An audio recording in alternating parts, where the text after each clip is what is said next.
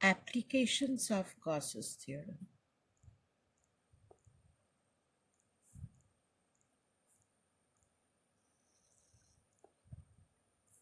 Now, in application of Gauss's theorem, children, you have to find the intensity and potential for charged bodies. First, let us find out the intensity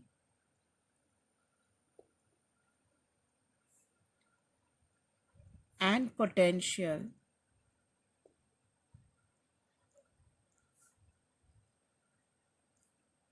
due to a charged conducting sphere.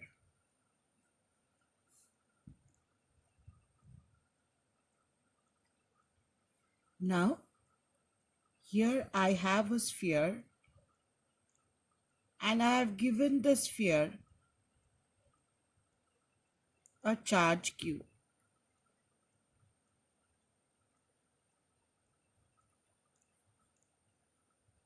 Let the sphere have a radius r.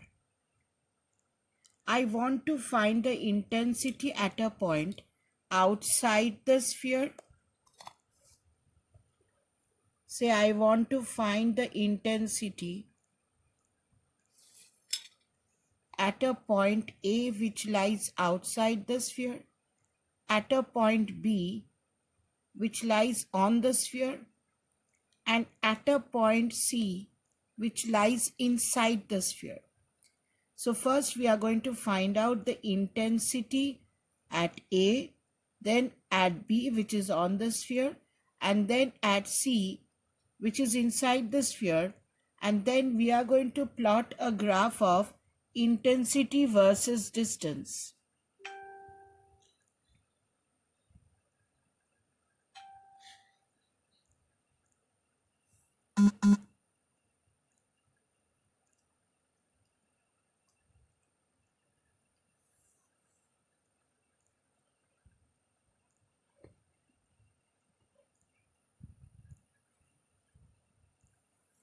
We are going to plot a graph of intensity versus distance, and after that we are going to plot a graph of potential versus distance and study. Now I want to find out the intensity at a point A. Now to find out the intensity, children, what you are going to do, from here we draw a Gaussian surface.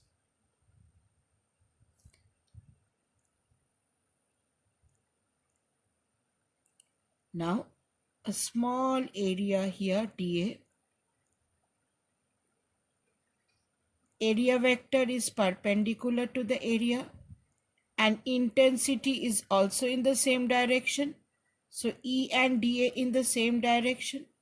So the small flux to the area dA, small flux d phi through the area dA is E dot dA. To get the total flux, I have to integrate this over the full surface. This you have to integrate over the Gaussian surface. And from Gauss's theorem, this is equal to enclosed charge by epsilon naught. Now, to find the intensity, whatever body it is, you're going to first find out flux from the definition of flux, and then find out flux from Gauss's theorem, and you're going to equate the two. Once you equate the two, you will get an expression for intensity. So here, when you do the dot product of E and dA, since the angle between area vector and intensity is 0 degree, cos 0 degree is 1. So I can write it as integration of E dA cos 0 degree that is equal to enclosed charge. Now, the Gaussian surface is enclosing the full charge Q. It is enclosing the full charge Q. So, enclosed charge is Q by epsilon naught, or E integration of dA is Q by epsilon naught. Now, if you integrate dA, children, if this radius is R,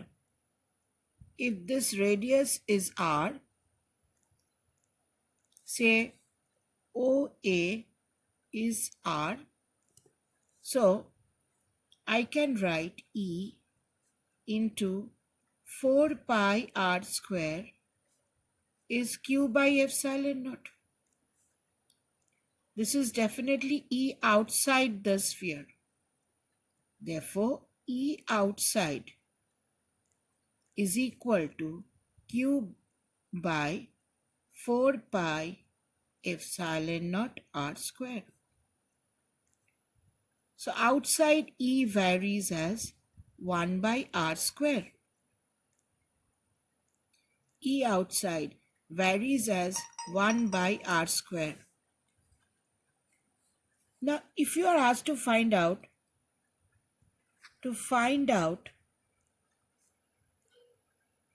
intensity on the sphere,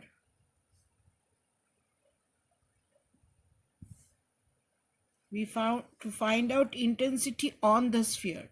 Here we found out intensity outside the conducting sphere.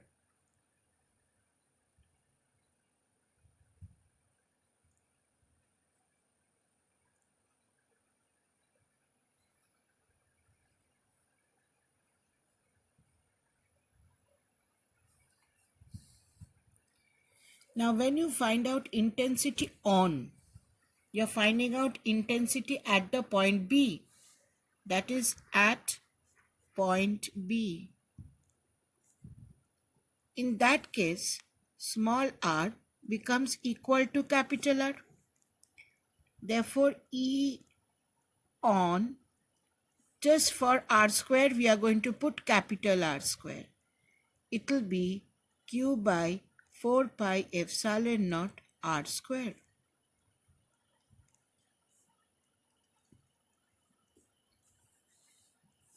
Now, to find out intensity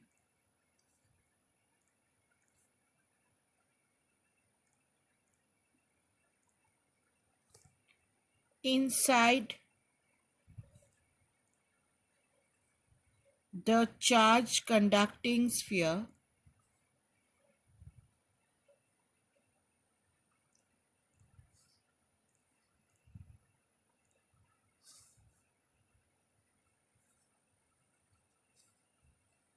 I want to find out intensity at the point C.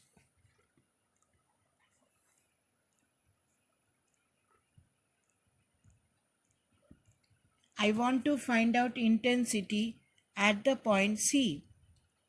So what is my Gaussian surface? This will be my Gaussian surface.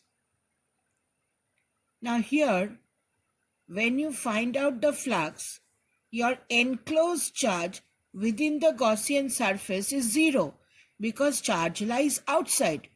So when you do in this way, your enclosed charge within the Gaussian surface is 0.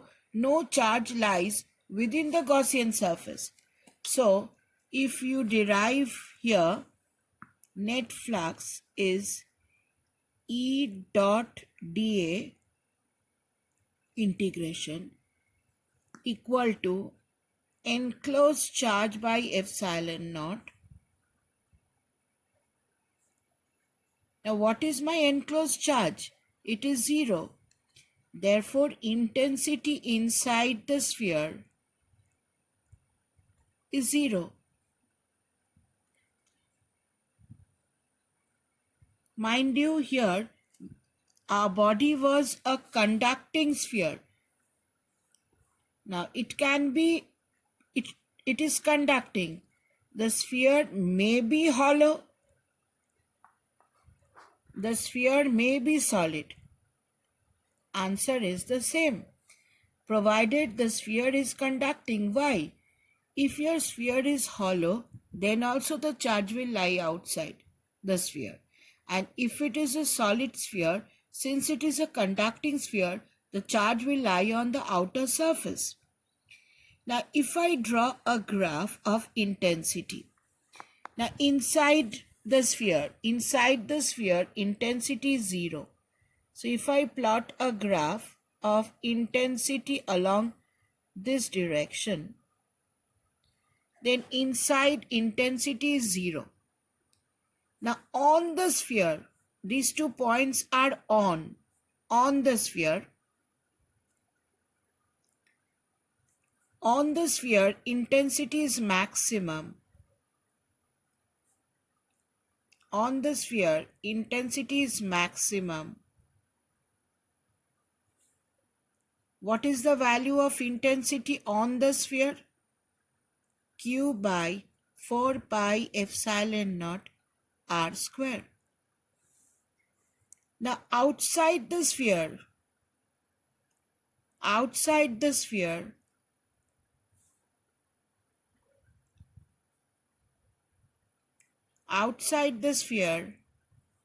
intensity varies as 1 by r square. Outside it varies as 1 by r square. On the sphere you have r square and inside you have 0.